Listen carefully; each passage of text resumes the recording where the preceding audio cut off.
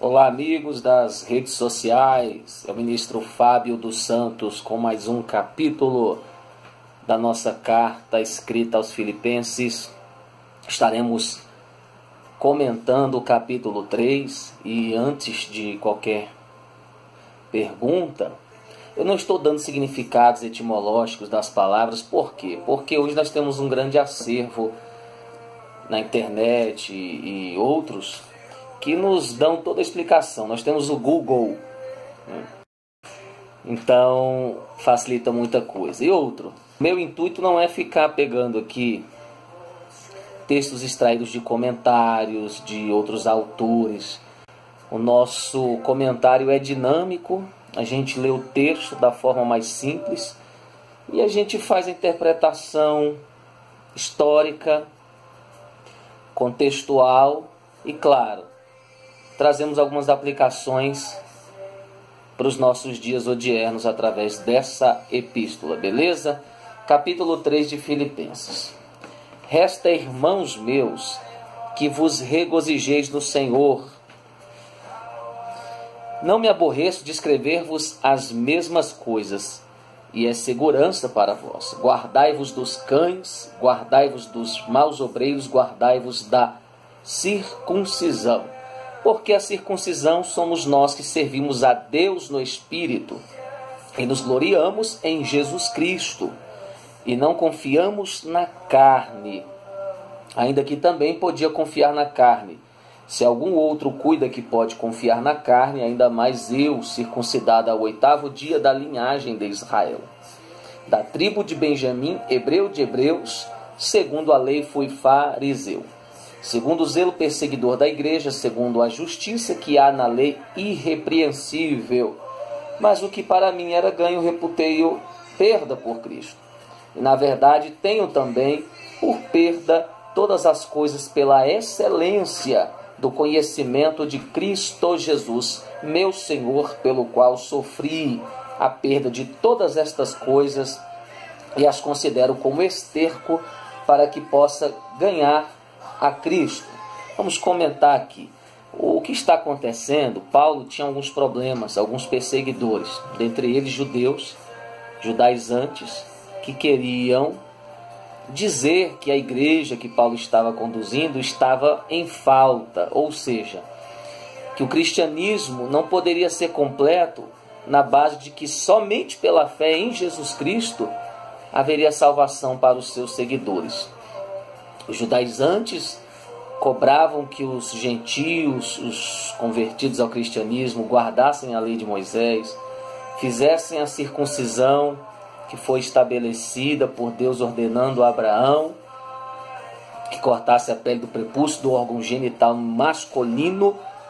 E, claro, como o Antigo Testamento nos mostra sombras e figuras das coisas que aconteceriam no Novo, ou seja, as coisas que aconteciam no Antigo Testamento, era uma forma de pregar para nós hoje, apontando para Cristo, a revelação da salvação universal e outras coisas mais.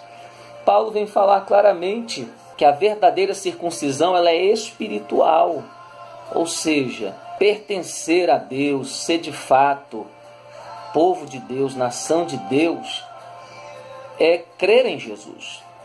Assim como Isaac era o herdeiro, não segundo a genealogia somente, mas segundo a fé, porque ele é o filho da fé. Então todos que creem em Jesus Cristo, independente da nação que pertença, ele é um filho de Deus, ele é circuncidado pela fé. Os judeus perseguiam a igreja, dizendo, obrigando aos gentios a circuncidarem. E Paulo vem defender a igreja dessas heresias, dizendo que isso não é necessário, que aquilo era um ato importante, mas simbólico.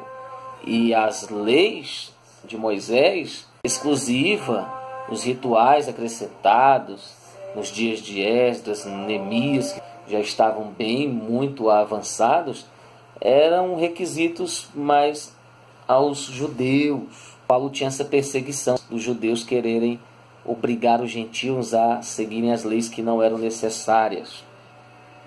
E Paulo dá o exemplo dele mesmo. Se fosse para eu gloriar em questão de circuncisão, de ser alguém na carne, a minha naturalidade, ele fala: eu sou hebreu, da tribo de Benjamim, fui fariseu. O que era o farisaísmo? Era uma das seitas que haviam na época, e um partido religioso político.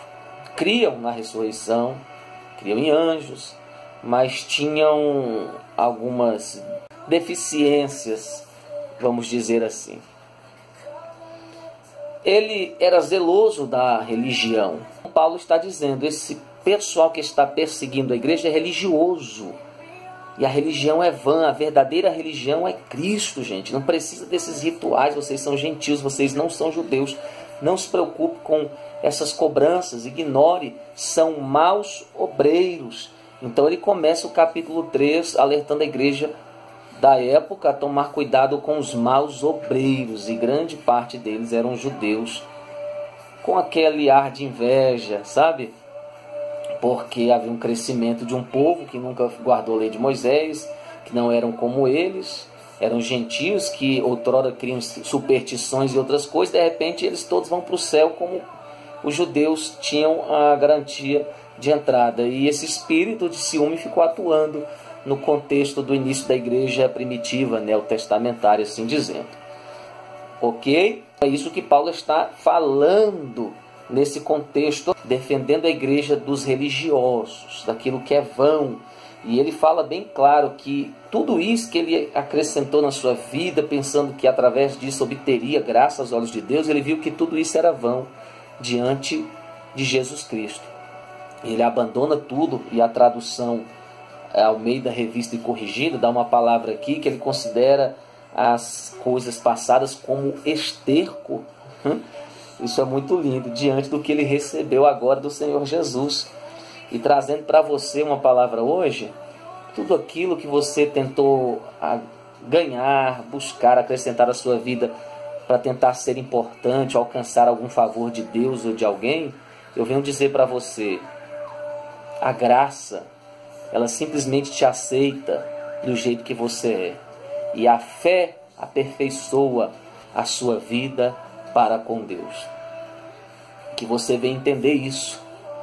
Que você não precisa de acrescentar valores que o mundo, que o sistema coloca como métodos a serem alcançados para você ser alguém, até mesmo dentro da religião.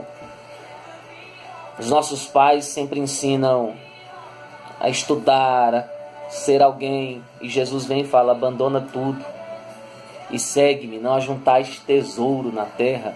Queridos, os valores espirituais são diferentes, são contrapostos aos valores humanos, sociais, naturais desse sistema em que vivemos. Eu vou ler aqui o versículo 9, você já pegou o contexto. E seja achado nele, não tendo a minha justiça que vem da lei. Viu Paulo dizendo? Eu não quero apresentar a minha justificação, não quero ser justificado de Deus pelo que a lei me dá, pelas obras da minha carne, da religião. Paulo entendia que isso já traria a ele reprovação, mas que ele deveria ser justificado simplesmente por crer que Jesus fez o que ele não poderia fazer. A obra de Jesus é mais ou menos assim: a lei não é sabão para você se lavar, mas é espelho para revelar quem você é. Ou seja, você não pode ser salvo por obedecer os artigos da lei, são 613 entre morais e cerimoniais, e a lei diz que se você tropeça em um, você já é réu do inferno. Então, o que a lei é para nós? E Paulo está explicando para a igreja que a lei só veio como aio, como um condutor até Israel ter maturidade de entender que o Messias viria fazer o que eles não poderiam, justificá-los diante do Pai. Isso é lindo, isso é lindo, isso é lindo, isso é lindo. Me arrepiou a teologia bíblica relacionada à salvação muito forte, a graça. A lei não é sabão para se lavar, mas espelho para revelar. Ela mostra que você é pecador.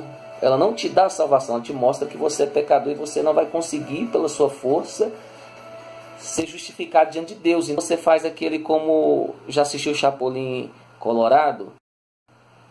E agora, quem poderá me defender? Pois é, aí entra Jesus. Jesus dizendo, eu cumpri a lei por você. Se você crê em mim, você é justificado porque eu fiz por você. Você só precisa crer. Nós cremos e, claro, nós temos que obedecer. Isso não abre mão da gente viver uma vida de obediência, prática de leis espirituais, daquelas que realmente são importantes. Mas a gente, quando entende que a salvação é por crer naquele que fez o que a gente não poderia, a gente vive uma vida de obediência não para ser salvo, mas porque fomos salvos. Pegou? Então vamos lá. 9. E seja achado nele, não tendo minha justiça que vem da lei, mas a que vem pela fé em Cristo, a saber, a justiça que vem de Deus pela fé. Você já sabe o que é fé. Para conhecê-lo e a virtude da sua ressurreição. Ressurreição é fundamento do cristianismo. Jesus ressuscitou, isso é indiscutível. E a comunicação de suas aflições, sendo feito conforme a sua morte, para ver se de alguma maneira eu possa chegar à ressurreição dos mortos. Os que creem em Jesus também serão ressurretos. Por isso, ceiamos. A ceia do Senhor é um dos exemplos. Estamos ingerindo o sangue, o corpo daquele que o Hades não pôde deter. E assim também, por ele estar dentro de nós, nós também ressurgiremos. Lindo, lindo, lindo, lindo, maravilhoso. Não que já tenha alcançado ou que seja perfeito, mas prossigo para alcançar aquilo para o que fui também preso por Cristo Jesus. Olha só a relação de Paulo com Jesus, é tão forte que ele sente como se ele fosse preso, ou seja, não, ainda que tenhamos o livre-arbítrio, ele se sentia prendido por essa graça, sem opção a viver outro caminho, a não ser a graça, servir e a padecer por amor ao Evangelho, a Jesus Cristo. Irmãos, quanto a mim, não julgo que o haja alcançado, mas uma coisa faço. Paulo está aqui esvaziando de alguma prepotência, dele mostrar que é o melhor, ou o mais perfeito, ou é o garantido da salvação, mas ele vem com uma humildade dizendo, eu luto, como vocês estão lutando, também luto para permanecer na vocação, ser salvo. Vocês estão entendendo? Mas uma coisa faço, olha que exemplo que ele está dando para nós e para a igreja da época. E é que, esquecendo-me das coisas que atrás ficam, e avançando para as que estão diante de mim, prossigo para o alvo pelo prêmio da soberana vocação de Deus em Cristo Jesus. O único mediador entre Deus e os homens, Jesus Cristo. É a religião, a verdadeira religião, não aquela que os judeus estavam tentando acrescentar à igreja. A verdadeira religião, Jesus. Do latim, a palavra religião é religare, religar. E Jesus entre a terra e os céus, na cruz, religou o ofensor com o ofendido, mediando, e por meio de Jesus Cristo nós temos essa salvação, essa soberana vocação de salvação. Nesse contexto dos versos 13 e 14, historicamente, por que Paulo citou esse exemplo? Porque na época era muito comum competições. O atleta, numa corrida, quando ele estava indo bem, os torcedores de outro atleta jogavam ouro, prata, pedras preciosas para distrair a atenção daquele atleta que estava focado em chegar no alvo, na linha de chegada, para que ele desistisse pegando aquele ouro ou perdesse a concentração. Isso é muito forte. Paulo aplica isso à vida do cristão. Nós somos como atletas que estamos correndo para chegar no alvo, que é a nossa salvação, a ressurreição em Cristo. E o mundo vai tentar nos distrair com inúmeras maneiras, coisas que realmente vão nos tentar, vão nos fazer querer pensar em trocar. Eles jogavam ouro, jogavam coisas de valor, mas valores passageiros. Mas a nossa corrida está focada a valores eternos, e poderosos, aleluia, na eternidade. Paulo falou que estava agindo assim e que a igreja de Filipos deveria agir assim, e nós hoje também devemos agir assim, focado na nossa salvação em Cristo Jesus. Verso 15, pelo que todos quantos já somos perfeitos, sintamos a perfeição em Cristo. Não é que você perfeito não erra, entendeu? Mas que você não vive errando, nem na prática do erro. Mas embora erre, por Cristo você é considerado perfeito diante de Deus. Nós somos pecadores considerados perfeitos diante da lei de Deus. Essa é a graça, essa é a salvação em Cristo, é o favor imerecido. E a gente tem que tomar posse e fazer o quê, né? Dar glória a Deus e louvar o Senhor. Isto mesmo, e se sentis alguma coisa de outra maneira, também Deus vos revelará. Mas naquilo a que já chegamos, andemos segundo a mesma regra e sintamos o mesmo. Sede também meus imitadores, irmãos, e tende o cuidado segundo o exemplo que tendes em nós, pelos que assim andam, porque muitos há dos quais muitas vezes vos disse, e agora também digo chorando, que são inimigos da cruz de Cristo. Então, nós temos aí opositores, oposições, foi falado no início do vídeo, e Paulo está alertando a isso. Ele fala, olha para mim, siga o meu exemplo. Paulo andava tão confiante que ele estava obedecendo a Deus, a Jesus, que ele dava a entender aos seus seguidores que quem olhasse para ele estaria olhando para Cristo. Tamanha era a intimidade e dedicação do apóstolo a Deus. O verso 19 diz, o fim deles é a perdição, Deus deles é o ventre, a glória deles é para a confusão deles mesmos, que só pensam nas coisas terrenas. O cristão não pode ficar pensando só nas coisas terrenas. O próprio apóstolo diz em outra epístola, se buscarmos a Deus somente focando nas coisas terrenas, seremos os mais miseráveis de todos os homens. Porque muitos fariseus, Paulo foi fariseu, ele sabia disso, porque muitos fariseus não seguiram a Jesus, porque preferiram a glória dos homens. Não queriam perder sua reputação, seu bom nome, seu salário, mas sabiam que Jesus era profeta e alguns que ele era o Filho de Deus. Então que o fato de estar preso nas coisas dessa terra não seja um dilema na sua vida e possa te impedir de estar na eternidade. O servo de Deus não pode ser preso a nada. Lembra de Abraão. Abraão não era preso a nada, a ninguém. Porque quem é preso a alguma coisa tem dificuldade de servir a Deus. Mas a nossa cidade está nos céus. Isso aí é a Nova Jerusalém, tá bom? Onde a igreja, os salvos vão morar. A igreja, quando eu falo, tá? Para não ter confusão, não é só gentil, não. Sendo judeu ou gentil, quem crê em Cristo Jesus se torna igreja. Ok? Mas a nossa cidade está nos céus, donde também esperamos o Salvador, o Senhor Jesus Cristo, que transformará o nosso corpo abatido. Isso aqui é muito profundo, mas não dá para eu comentar agora.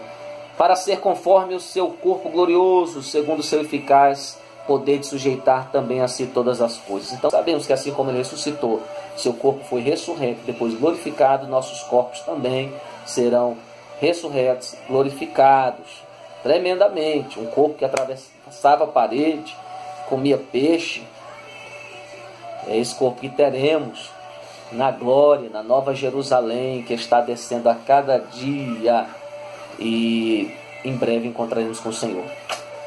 Queridos, Deus abençoe. Em breve estaremos aí com o capítulo 4 de Filipenses. Nos siga nas redes sociais, YouTube Ministros da Santidade. Se inscreva, aperte o sino e receba lá as notificações. Que Deus te abençoe.